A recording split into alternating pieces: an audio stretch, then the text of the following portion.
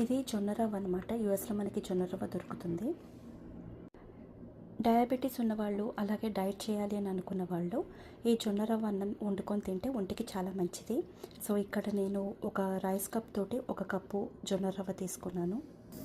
ఈ జొన్న రవ్వని శుభ్రంగా 2-3 సార్లు కడుక్కొని ఇసుక లేకుండా చూసుకొని తర్వాత ఒక 5-10 నిమిషాలు నానబెట్టుకుంటే చాలా పొడి పొడిగా మంచిగా వస్తుంది. కడిగేసుకొని ఇలాగ నీళ్లు నింపుకొని పెట్టుకున్నాను అనమాట.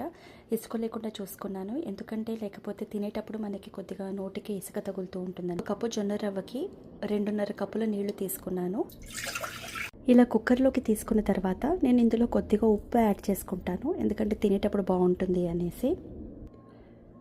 అలాగే కొద్దిగా నెయ్యి కూడా యాడ్ చేస్తానన్నమాట.